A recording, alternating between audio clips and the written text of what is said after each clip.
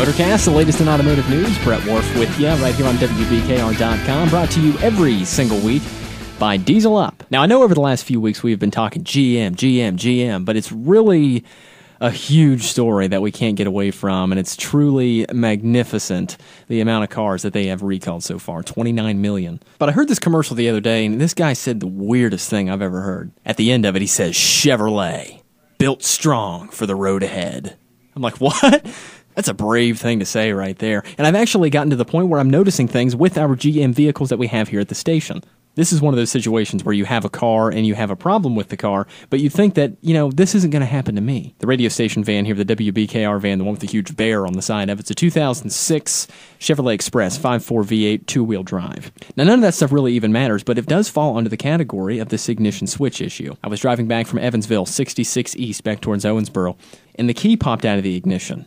And I remember reading over that list of all of those 29 million cars, and, some of those had that issue. The key would pop out of the ignition. It wouldn't fly out or anything. It would just fall out. And I said, this is one of the recalls right here. And they haven't even noticed the Chevy Express van yet. They were putting their focus on the Chevy Cobalt, the Ion, the Chevy HHR, and those kinds of cars. Smaller cars. This is a full-size van. So it was different to see that, but it's under recall. It has to be. The key fell out. How is this General Motors recall affecting us Americans? As we know, this isn't just happening in America. This is happening in Australia, across the ocean in Europe as well, because they have cars over there that are made by GM or made with GM parts that we've never heard of before. Holden, Vauxhall, Opel. General Motors kind of has a hand in all of those companies, and they're falling under recall too. Same issues. Yet again, I had a chance to sit down with Pamela Oakes, and I was asking her how this entire recall is starting to affect Americans, and she went on to tell me that it's not just General Motors. We have Nissan, we have Toyota, and a lot of other cars, Chrysler.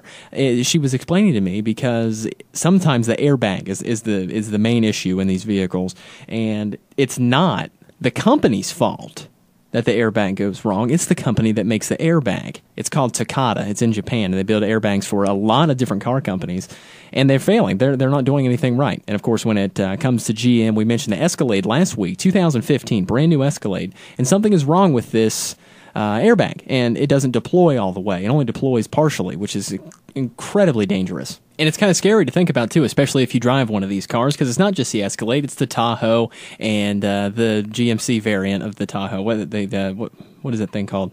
The Yukon, the Denali thing, Yukon.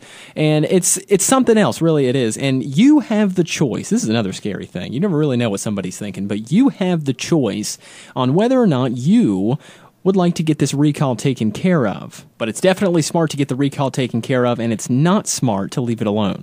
Well, not only would it be unsafe for, you and your family to ignore this recall, it's also, it affects all of us driving around you. And it affects the next person who purchases your car after you trade it in for a newer used or a new vehicle. It's not good. Unfortunately, statistics show that a little less than 30% of recalls are actually taken care of. And that's not good. We really need to be vigilant about this to make sure our highways stay safe. That's Pamela Oakes, ASE certified technician and fourth-generation mechanic, and you can hear the full interview just below this box. Summer dyno days are coming up quick out at the Diesel Up Garage, 3247 Commerce Drive in Newburgh. 3 pulls on the dyno for $75. And, of course, food and a raffle, proceeds benefiting Trucks for Kids. And we plan on seeing everybody out there at the Diesel Up Garage. Check them out online, diesel-up.com, and as well as at facebook.com/dieselup.